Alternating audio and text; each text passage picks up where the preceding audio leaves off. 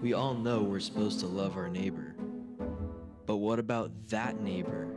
The one who tests your patience, pushes your buttons, parks in your spot? In this series, we'll talk about how to deal with difficult people without losing your patience, your values, or your sense of humor.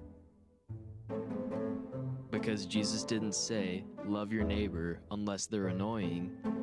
Jesus said, love your neighbor as yourself.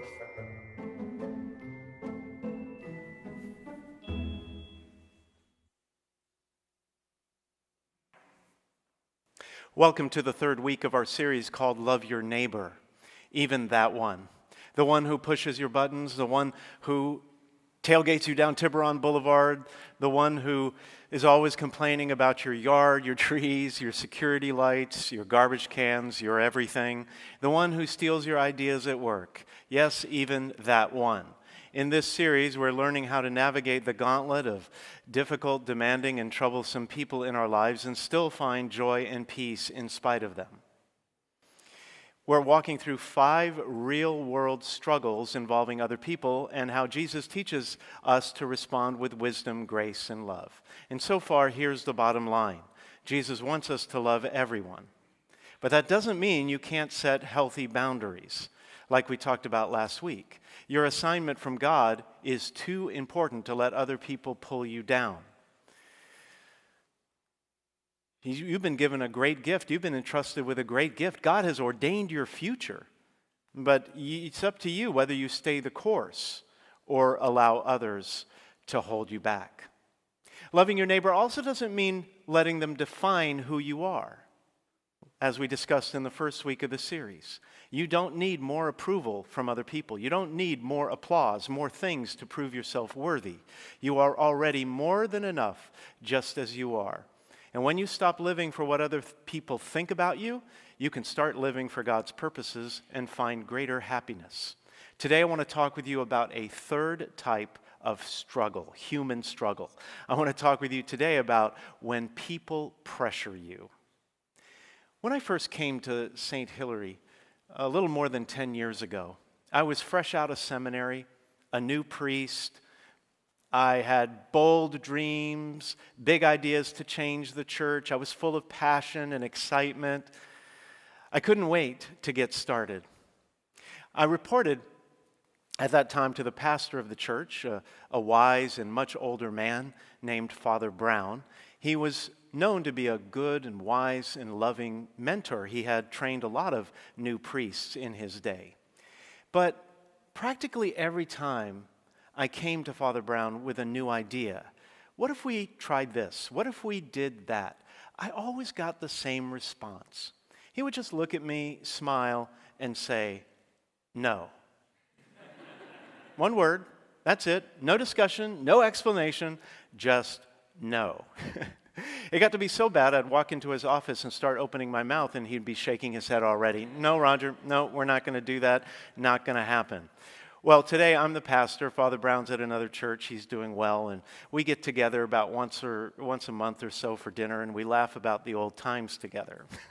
And, truth be told, usually he was right in saying no. Me, I'm a little different, though. I have a personality where I want to try to please everyone, make everyone happy. I don't like conflict, and I'll go out of my way to avoid it. Sometimes in my job, I do have to say no, but I don't like it, I feel uncomfortable with it, and most of the time, I dread it. It's like I've got this little people pleaser in me that just wants to nod yes to everything so people will be happy. In fact, a few years ago, a friend of mine got me this little guy, a custom-built bobblehead. Looks just like me, except the bald spot on the back, for which I'm very grateful. He's cute, isn't he? He's like a little good luck charm. And, if you want to pick up one, we've got them on sale at the welcome desk in the lobby. 2 for 1 today, or a family pack of 4. You can save even more. Oh, I'm just kidding. But what I love about this little guy, what I think is so funny, is that his head only goes in one direction. Up and down, up and down, up and down, right? He can't say no either. Even my bobblehead is a yes man. And that's a problem because sometimes loving your neighbor means saying no, kindly, gently, and with great love. Sometimes you just have to say no. When people pressure you, it is tempting to comply, conform to their wishes, do what they say. Sometimes it's just easier that way. But when God has put something deep down in your spirit, when you know it's right, what He wants, that's when you have to politely decline the invitation to cave, concede, capitulate, and compromise. Otherwise, things can go very wrong. That's what happened to King Zedekiah in the first reading today. He was surrounded by politically powerful figures, royal officials, military commanders, noblemen, high-ranking advisors. These were the men who were the power behind the throne. They held significant sway in the kingdom. And they came to King Zedekiah with a complaint about another man. His name was Jeremiah. Jeremiah was a prophet sent by God to help Zedekiah through very dangerous and turbulent political times. But these men didn't agree with Jeremiah. They said to King Zedekiah, Jeremiah ought to die. He is demoralizing the soldiers who are left in the city and all the people by saying such things. What was he saying? Well, he was going around telling everyone, soldiers and all the other people, stop fighting with your enemy, Babylon. Babylon was attacking them. And Jeremiah was saying, stop defending, stop fighting, just surrender. He said, that's what God wanted. Well, these powerful men close to the king didn't agree, thought Jeremiah was a traitor and wanted to take him down. Now, Zedekiah was basically a puppet king. He had been placed on the throne by Nebuchadnezzar, the king of Babylon, the enemy that they were fighting. Zedekiah was basically a vassal king. And Zedekiah was weak. He lacked courage and was constantly torn between doing what was right in the eyes of God and doing what these men all around him, men with a great deal of political clout, wanted him to do. And so in the reading today, King Zedekiah answered them and said, Jeremiah is in your power, for the king could do nothing with them. Zedekiah was afraid. He didn't want to make waves, rock the boat. He didn't have the fortitude to stand up to those men. He let them bully him into doing something he knew was not right, and he caved under the pressure. Zedekiah wanted to avoid conflict, so he handed Jeremiah over to those men. And they took him and threw Jeremiah into this deep, dark pit with no food, no water, no light. Scripture says Jeremiah sank in the mud. They left him there to die. This is what can happen. This is what can happen when we don't stand up for ourselves, what we know is right. Loving your neighbor does not always mean pleasing your neighbor. Sometimes the most loving thing you can do is say no. There have been many times in my life when people have tried to pressure me, convince me to do something I didn't feel comfortable with. Peer pressure as a teenager. A boss who actually ordered me to falsify, be dishonest on a company report. A family member who meant well but offered bad advice. One time, someone even tried to recruit me into a cult. That is a story in and of itself, I'll tell you one day. But I've learned over the years, you just can't let people pressure you into doing what you know deep down is wrong. And so when that friend of yours wants you to invest in a business deal that looks a little shady, not right, you can turn it down. You can say no thanks. When your neighbors invite you to join in the gossip about another neighbor, you can politely excuse yourself from the conversation. When your family or friends tell you to tone it down with all that God talk, all the religious rhetoric, hey, could you not pray before meals, at a restaurant? It embarrasses me. Everybody's looking at me. You can stand up for God for what you believe. Zedekiah is the perfect example of what happens when we allow ourselves to be pressured into conformity and silence. It is easy to kind of throw up our hands and say, well, that's the world I live in. I got people pressuring me, might as well give in. But there's always something you can do. You can stand up, stand your ground. You can speak the truth. You can honor your values. Unfortunately, Zedekiah didn't push back, and he let those powerful men, fear of those powerful men, override his obedience to God. When I was 12 years old, I had a kind of a tough time in school. I was a good student, made solid grades, but I was small for my age, not a lot of meat on my bones, and I was shy and awkward. It made me an easy target for bullies. Well, my mom thought that I needed a little boost, so she took me to come see a man who owned the vitamin store where my mom would buy all her supplements. This was back in the 70s. She was ahead of her time. But I got to tell you, these weren't the fun, fruity gummies that kids get today, right, with all their vitamins. No, these were old school, chalky, horse-sized pills, iron, calcium, niacinamide, ginkgo biloba, you name it, I was forced to take it. A full alphabet of wellness, but absolutely zero flavor. Anyway, this man who owned the vitamin store, he was in really good shape. You know, he was buff, had big muscles, a powerful man. And he agreed to teach me how to lift weights, to bulk up, get stronger so I could take on those bullies at school. Well, it sounded like a good plan to me, so I agreed and we got off to a strong start. He taught me how to bench press and perform squats and deadlifts, build up my biceps and my triceps, and we were going strong. We were having a great time, and I was getting excited. I couldn't wait to show off my new physique at school, you know, impress those bullies and maybe a few girls as well in the process. But somewhere along the line, things went wrong. The lessons got way off track. It got weird. A couple of months in, he started encouraging me to get in touch with my spirit animal. He said it would make me stronger. I could lift more weights. All right. And then a few weeks later, he started talking to me about the elements, you know, earth, air, fire, and water. But he told me that these elements were sacred in and of themselves.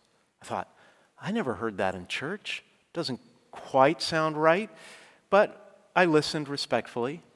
And then a little while later, he actually encouraged me to start calling upon various gods and goddesses. Greek gods and goddesses. He said they could help me. That's when I knew this was getting too weird. I needed to draw the line. Somehow, as a 12-year-old, I found the courage to say no. I was polite but firm. And I remember telling him, I'm sorry, but I have my own religion. I believe in Jesus, not in a pantheon of gods. After that, I pulled out of the training and never went back. I didn't hate him. I wasn't angry with him. In fact, in many ways, I still respected him, admired him, and was grateful for all that he had done thus far. I just knew we couldn't move forward together. You can still love someone while at the same time refusing to back down from your convictions. Jesus never stopped loving the Pharisees, you know, those religious leaders who were always against him. He never stopped loving them. He fought with them, got angry with them, called them hypocrites, but he never stopped loving them. Or Pilate, the one who crucified him, or the crowds who wanted him crucified. He never stopped loving them. He forgave them, but he stood his ground. Second reading today, the Apostle Paul says that for the sake of the joy that lay ahead of him, Jesus endured the cross, despising its shame. That's interesting, isn't it? What did Paul mean when he said that Jesus despised the shame of the cross? It may not be what you think. Back then, crucifixion was an extreme measure used by the Romans not only to put someone to death, but to do it with maximum shame, embarrassment, and humiliation. The entire process was intended to be degrading. The person was stripped of all of their clothing. They were mocked and then tortured and then left to die slowly and publicly, out in front of everyone. It was considered the most shameful way to die, and so it was only used on slaves and criminals, but it was used on Jesus. And he didn't let the shame, the humiliation, the embarrassment keep him from his purpose. Jesus could have stopped it at any time. Pilate gave him every opportunity to walk away, but Jesus would not be controlled by the fear, the shame of the cross. That's what Paul meant when he said Jesus despised the cross.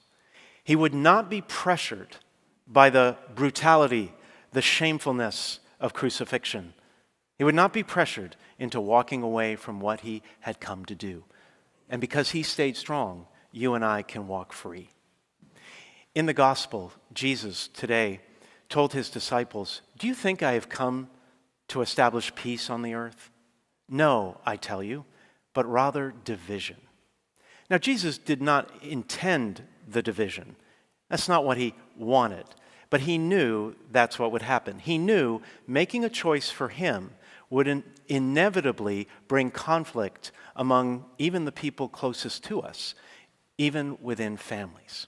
See, not everyone is going to understand your decisions about faith or anything else. Not everyone is going to support you. Some people will try to get you to change your mind, take a different route. They might pressure you into doing things the way they want you to do them, intimidate you into backtracking and changing course. They might stir up conflict. Sometimes people will talk about you, laugh at you, judge you behind your back. They might even threaten your livelihood, your job, your reputation, your peace of mind. But don't take the bait.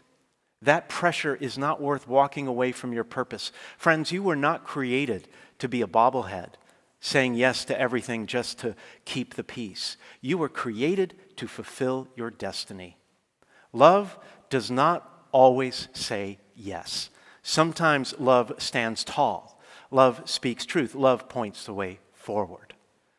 I wonder if you or someone you love right now is feeling pressure from other people in some area of your life. It could be big or small. I wonder if you feel like people are telling you to do it their way, follow their lead, maybe even intimidating you. Perhaps they don't think you have the nerve to resist or the backbone to say no, thank you. Maybe they even think because you're a person of faith, you believe in God, come to church, that you'll just lie down like a doormat. But listen, Jesus never caved under the pressure. Jeremiah refused to remain silent. 12-year-old me somehow figured out a way to defend his faith. And even King Zedekiah came through in the end, ordered his men to rescue Jeremiah from the pit.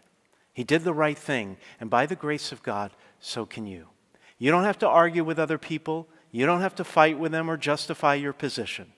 You simply have to keep your eyes fixed on Jesus and love your neighbor enough to say, respectfully, politely, with courage, conviction, and kindness, thanks, but no thanks.